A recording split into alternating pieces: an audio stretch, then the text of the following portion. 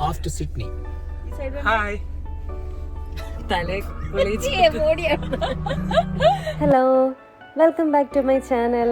കുറേ നാളുകൾക്ക് ശേഷമാണ് ഒരു വ്ലോഗ് പോസ്റ്റ് ചെയ്യുന്നത്. അതിൻ്റെ മെയിൻ കാരണം മടിയാണ്. ഏകദേശം 6 മാസങ്ങൾക്ക് മുമ്പേ എടുത്ത വീഡിയോ ആണിത്. മടി കാരണം എൻ്റെ ഫോണിൽ ഒറ്റപ്പെട്ട് കിടന്ന കുറേ ക്ലിപ്സിനെ ഞാനിപ്പോൾ പൊടി തട്ടി എടുത്തതാണ്. ഒരു 2 ദിവസത്തെ ട്രിപ്പാണ് കേട്ടോ ഈ പ്ലാനിൽ. സിഡ്നിക്ക് അടുത്ത് ഞങ്ങൾക്ക് 2 ഫ്രണ്ട്സ് ഉണ്ട്. അവരുടെ അടുത്താണ് കേട്ടോ നമ്മുടെ സ്റ്റേ. ഇറങ്ങുന്നതിന് തൊട്ട് മുമ്പാണ് അറിഞ്ഞത് വണ്ടിയുടെ ടയർ പഞ്ചറാണ്. പിന്നെ അതൊക്കെ മാറ്റിയായിരുന്നു നമ്മുടെ യാത്ര.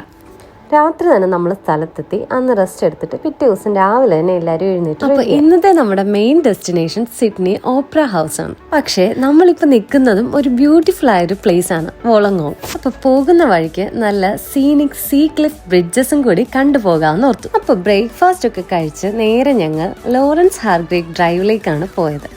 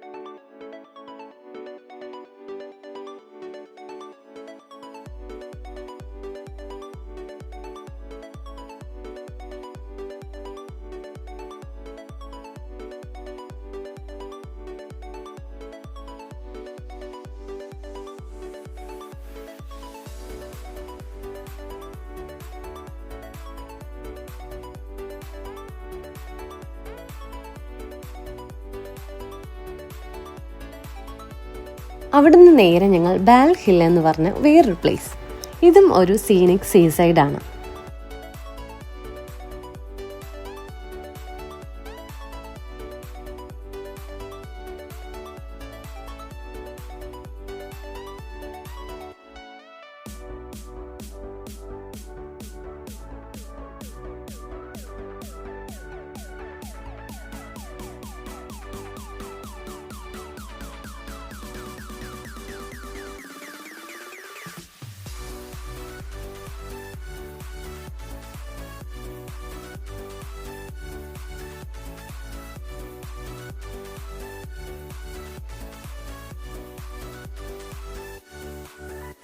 ഇതൊക്കെ കഴിഞ്ഞിറങ്ങി സിഡ്നി എത്താറായപ്പോഴേക്ക് നല്ല വിശപ്പായി. കാരണം ഉച്ച സമയമാണ്. ഇങ്ങോട്ട് യാത്ര തിരിച്ചപ്പോൾ ഉള്ള വേറൊരു മെയിൻ ലക്ഷ്യം എന്ന് പറഞ്ഞാൽ നല്ല ഫുഡ് കിട്ടുന്ന ഒരു കേരള റെസ്റ്റോറൻ്റ് ആയിരുന്നു. കാരണം ഞങ്ങൾ നിൽക്കുന്ന സ്ഥലത്ത് KFC മട്ടിയും കഴിച്ച് ഞങ്ങൾ ശരിക്കും മടുത്തു. അങ്ങനെ ഞങ്ങൾ സിഡ്നിയിലെ തട്ടുകട എന്ന് പറഞ്ഞ ഒരു കേരള റെസ്റ്റോറൻറ്റിൽ കയറി.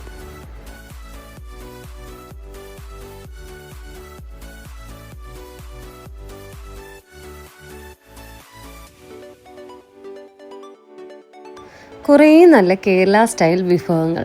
അതൊക്കെ കണ്ടപ്പോൾ തന്നെ മനസ്സ് നിറഞ്ഞു. ഞാനൊരു ഊണാണ് പറഞ്ഞത്.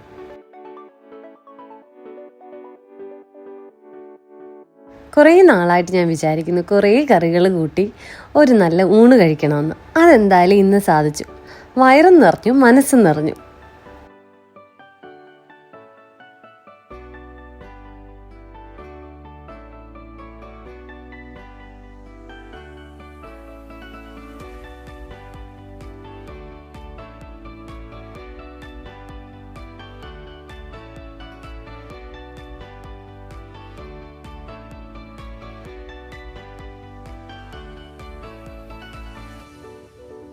അവിടെ നിന്നിറങ്ങി ഞങ്ങൾ നേരെ ടൗണിലേക്ക് വന്നു.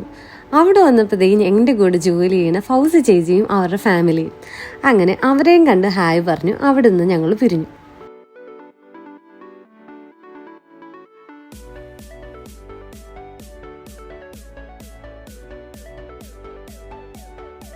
ഓപ്പറ ഹൗസിലേക്ക് നമ്മൾ കുറച്ചുകൂടി താമസിച്ച് ഒരു ഈവനിങ് വൈബിലേക്ക് പോകുന്നുള്ളൂ നേരത്തെ തീരുമാനിച്ചിരുന്നു. എന്നാൽ ഇനി കുറച്ച് ഷോപ്പിംഗ് ആയാലോ?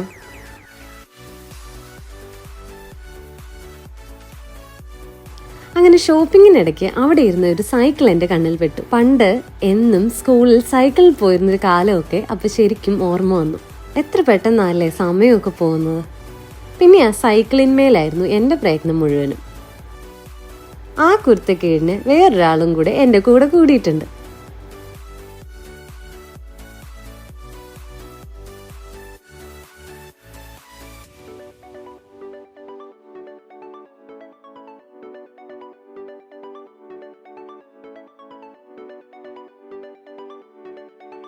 ഷോപ്പിംഗ് ഒക്കെ കഴിഞ്ഞ് ഞങ്ങൾ അവിടെ നിന്ന് ഇറങ്ങി. ഏതാണ്ട് സൂര്യൻ അസ്തമിക്കാറായിട്ടുണ്ടായിരുന്നു.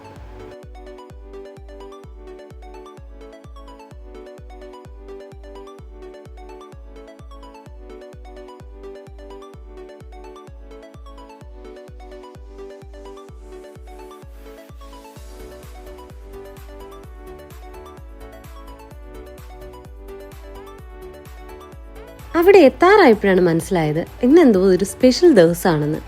പ്രതീക്ഷിച്ചതിലും കൂടുതൽ ആൾക്കാർ. പക്ഷെ എനിക്കത് കണ്ടപ്പോൾ ഇഷ്ടപ്പെട്ടു. കാരണം ഒത്തിരി ക്രൗഡഡ് ആയിട്ടുള്ള സ്ഥലത്തേക്ക് പോകാൻ എനിക്ക് പണ്ട് തൊട്ടേ ഭയങ്കര ഇഷ്ടമാണ്. പക്ഷെ വണ്ടി പാർക്ക് ചെയ്യാൻ വേണ്ടിയിട്ട് ഞങ്ങൾ കുറച്ച് ബുദ്ധിമുട്ടി. അങ്ങനെ വണ്ടിയൊക്കെ പാർക്ക് ചെയ്തതിന് ശേഷം ഞങ്ങൾ നേരെ ഓപ്പറ ഹൗസിന്റെ ഫ്രണ്ടിലെത്തി. ഈ ഓപ്പറ ഹൗസ് എന്ന് പറഞ്ഞാൽ വേൾഡിലെ തന്നെ ഫേമസ് ആയിട്ടൊരു ബിൽഡിംഗ് ആണ്. ഏതാണ്ട് 52 വർഷങ്ങൾക്ക് മുൻപേ നിർമ്മിച്ചതാണത്ര ഈ ബിൽഡിംഗ്. ഒരു വർഷം 1800 കൂടുതൽ പെർഫോമൻസുകൾ ഇവിടെ നടക്കാറുണ്ട്. ആൾക്കാരുടെ തിക്കും തിരക്കും കാരണം ഫോട്ടോ സെക്ഷൻ കുറച്ച് ബുദ്ധിമുട്ടായിരുന്നു. കഷ്ടപ്പെട്ടിട്ടാണെങ്കിലും ഞങ്ങൾ അതിന്റെ ഫ്രണ്ടിൽ നിന്ന് കുറേ ഫോട്ടോസൊക്കെ എടുത്തിട്ടുണ്ട്. എന്തായാലും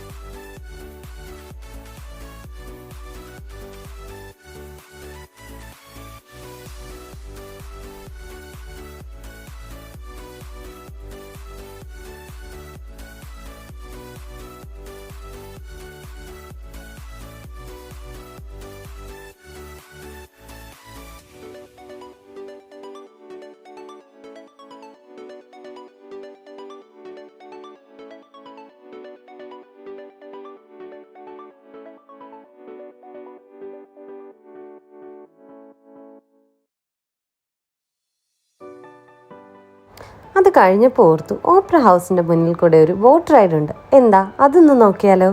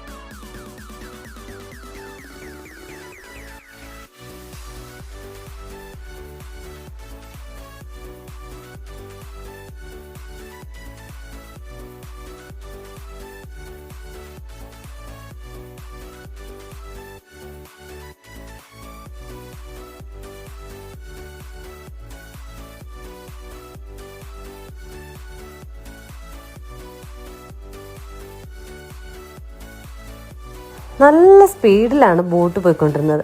കൊപ്പം അതിശക്തമായ പിടിച്ചു നിന്നില്ലെങ്കിൽ പറന്നു പോകുന്നുള്ള അവസ്ഥയായിരുന്നു. എങ്കിലും അതിനിടയിലും ഞങ്ങൾ കുറച്ച് ഫോട്ടോയും വീഡിയോയും ഒക്കെ എടുത്തു. അത് നമുക്ക് ഉപേക്ഷിക്കാൻ പറ്റുന്ന ഒരു കാര്യമല്ലല്ലോ.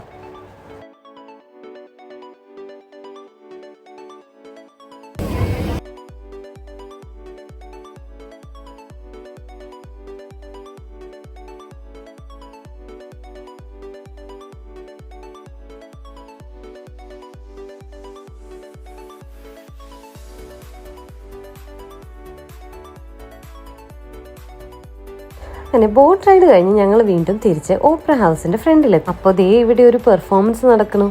പിന്നെ കുറച്ചു നേരം അത് കണ്ടു നിന്നു. ഇത് കാണാനായി ഒരുപാട് പേരും ഉണ്ടായിരുന്നു. കുറച്ച് നേരം കൂടി നിന്ന് പെർഫോമൻസ് ഒക്കെ കണ്ടു. ഏകദേശം സന്ധ്യയായിട്ടുണ്ടായിരുന്നു.